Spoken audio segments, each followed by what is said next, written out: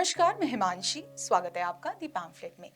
भारतीय इतिहास, धर्म, दर्शन और साहित्य से विश्व का लगभग हर कोना प्रभावित रहा है। खासकर दक्षिण पूर्वी एशिया के कई देशों में हिंदू सभ्यता की झलक अनेक प्रकार से मिलती है।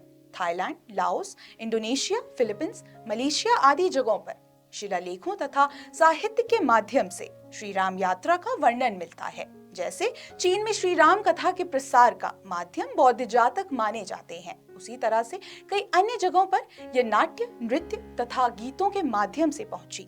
आज जब सभी हिंदू भगवान श्री राम का जन्मोत्सव यानी श्री राम नवमी मना रहे हैं, हम आपको बता रहे हैं कि दक्षिण पूर्वी एशियाई देश फिलीपींस में रामायण को किस तरह से देखा जाता है। आप रामायण का शाब्दिक अर्थ तो जानते ही होंगे, यह है राम का अयन यानी श्री राम की यात्रा। ऐसे ही फिलीपींस में रामायण की यात्रा को नाम दिया गया है महाराद्य लावन। कई लोग इसे रामायण का विकृत स्वरूप भी बताते हैं।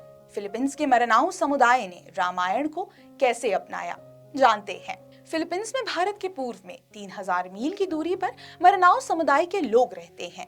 एक महासागर, रीति रिवाजों और भाषा से अलग भारत के फिलीपींस की ये जनजाति जिस एक चीज से जुड़ी है वह है रामायण। रामायण को फिलीपींस की इस जनजाति द्वारा हिंदुओं की ही तरह समान रूप से पूजा जाता है। रामायण के प्राचीन महाकाव्य का मरनाऊ जनजाति में एक अलग वर्णन मिलता है और इसे महाराद्य लावन नाम दिया गया है। पहली सहस्त्राब्दी सीई में राम कथा दक्षिण पूर्व एशिया में पहुंची। सदियों से म्यांमार से इंडोनेशिया तक रामायण ने विविध लोगों की सांस्कृतिक पहचान में अपनी जड़ें जमा ली।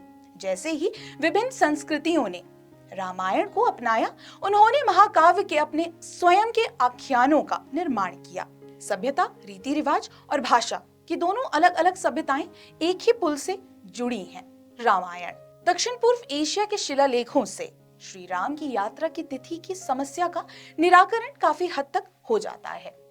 इन इलाकों में ईसा की प्रारंभिक शताब्दियों में ही रामायण पहुंच गई थी। म्यांमार से इंडोनेशिया तक रामायण ने लोगों की सांस्कृतिक पहचान में अपनी जगह बना ली थी। जैसे ही विभिन्न संस्कृतियों ने रामायण को अपनाया, उन्होंने महाकाव्य के अपने स्वयं के आख्यानों का निर्माण किया। फिलीपींस के इस संस्करण यानी महाराद्य लावन में मुख्य कहानी रामायण जैसी ही है, लेकिन भगवान हनुमान तथा लक्ष्मण जैसे विभिन्न पात्रों की प्रकृति और उनकी भूमिका कुछ हद तक बदल गई। रामायण को प्रत्येक संस्कृति ने अपनी अपनी परंपरा के अनुसार नाटक या गद्य में विकसित किया। इसी तरह से 17वीं सदी में ये फिलीपींस की मरनाऊ जनजाति तक भी पहुंच गई।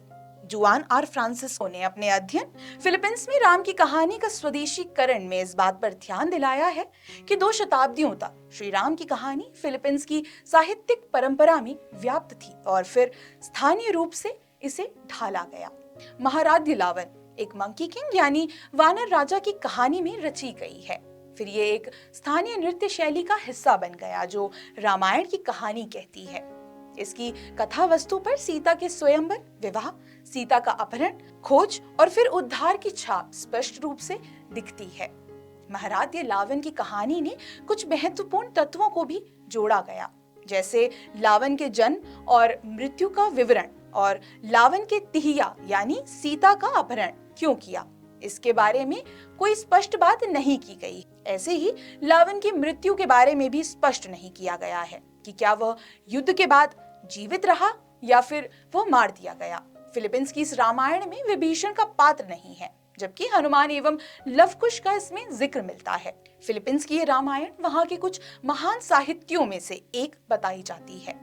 इसमें एक और चीज का प्रमाण भी मिलता है कि धर्म एवं आस्था के बीच कोई भौगोलिक बंधन नहीं आते और अंत में यही कि रामायण की ही तरह महाराद्य लावन भी बुराई पर अच्छाई की जीत को ही सामने रखती है।